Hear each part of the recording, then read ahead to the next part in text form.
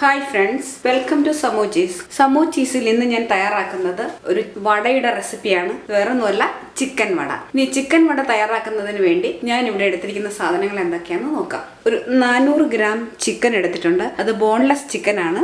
ആദ്യം ഇതൊന്ന് അരച്ചെടുക്കണം. അടുത്തായി വേണ്ടത് ഒരു സവോള നല്ല പൊടിയായി അരിഞ്ഞെടുത്തിട്ടുണ്ട്, ഒരു ഉരുളക്കിഴങ്ങ് പുഴുകി പൊടിച്ചെടുത്തത്, ഒരു സ്പൂൺ ഇഞ്ചി വെളുത്തുള്ളി പേസ്റ്റ്, പിന്നെ വേണ്ടത് ഒരു 5 പച്ചമുളക് പൊടിയായി അരിഞ്ഞെടുത്തിട്ടുണ്ട്, കുറച്ച് മല്ലിയില, കുറച്ച് കറിവേപ്പില, ഇതെല്ലാം നല്ല പൊടി പോലെ അരിഞ്ഞെടുത്തതാണ്. ഇനി ഇതിനാവശ്യമായ കുറച്ച് മസാലപ്പൊടികൾ വേണം. അതിന് ഞാനിവിടെ എടുത്തിരിക്കുന്നത് 1 സ്പൂൺ കുരുമുളക് പൊടി, 1 സ്പൂൺ ചിക്കൻ മസാലപ്പൊടി, 1/2 സ്പൂൺ മുളക് പൊടി, ഇതിനാവശ്യമായ ഉപ്പ്.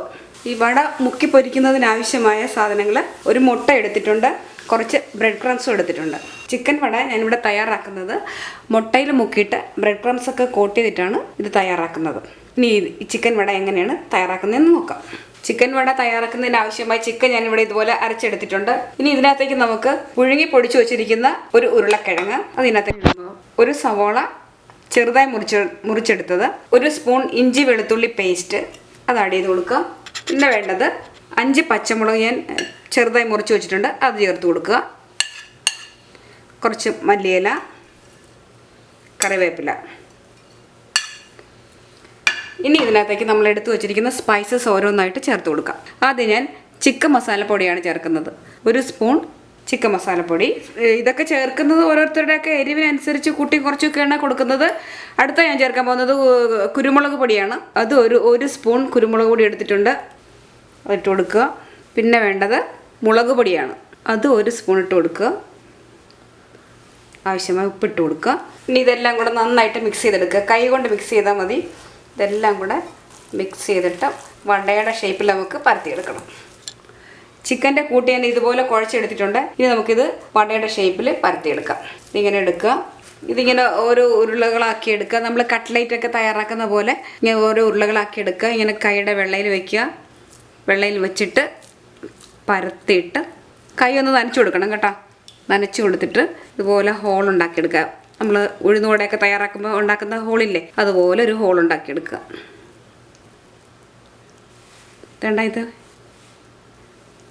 നല്ല ഹോളായിട്ട് കിട്ടിയിട്ടുണ്ട്, കണ്ടല്ലോ. ഇതുപോലെ നമുക്ക് എല്ലാം തയ്യാറാക്കിയെടുക്കാം. അതെ, വീണ്ടും ചിക്കൻ്റെ കൂട്ടെടുക്കുക, കയ്യിൽ വെച്ച് പരത്തുക. ഇത് നന്നായിട്ട് പരത്തിയിട്ട് കൈ ഒന്ന് നനച്ചു കൊടുക്കണം കേട്ടോ. നനച്ച് കൊടുത്തിട്ട് വേണം, അല്ലെങ്കിൽ ഇത് കയ്യിൽ ഒട്ടിപ്പിടിച്ചിരിക്കും. വേണ്ട, അപ്പുറത്തെ സൈഡ് ഒന്ന് മറിച്ചിട്ട് നന്നായിട്ട് ഹോളാക്കി എടുക്കുക. ഇതുപോലെ നമുക്ക് എല്ലാം തയ്യാറാക്കിയെടുക്കാം.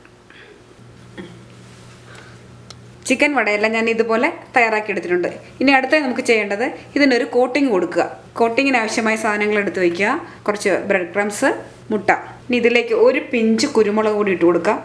അല്പം ഉപ്പും കൂടി ഇട്ടിട്ട് ഇത് നന്നായിട്ടൊന്ന് ബീറ്റ് ചെയ്തെടുക്കണം. നമ്മൾ തയ്യാറാക്കി വെച്ചിരിക്കുന്ന ഓരോ വടയും എടുക്കുക, അത് മുട്ടയിൽ മുക്കുക. അടുത്ത ചെയ്യേണ്ടത് ബ്രെഡ് ക്രംസ് കോട്ട് ചെയ്തെടുക്കണം.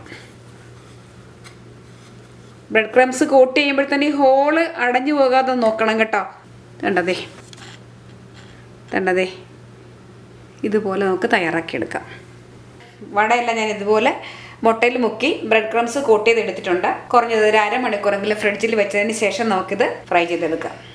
എണ്ണ ഇവിടെ ചൂടായിട്ടുണ്ട്, അതിലേക്ക് ഓരോന്ന് വീതം ഇട്ട് ഫ്രൈ ചെയ്തെടുക്കാം. മീഡിയം ഫ്ലെയിമിലിട്ട് വേണം ചെയ്യാനായിട്ട്, അല്ലെങ്കിൽ പെട്ടെന്ന് കരിഞ്ഞു പോകും.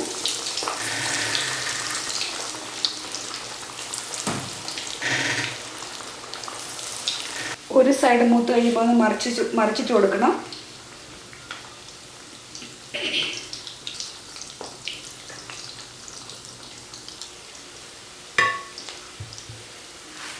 ചിക്കൻ വട ഇവിടെ റെഡി ആയിട്ടുണ്ട്. നമുക്കിനി ഒരു പാത്രത്തിലേക്ക് കോരി മാറ്റാം.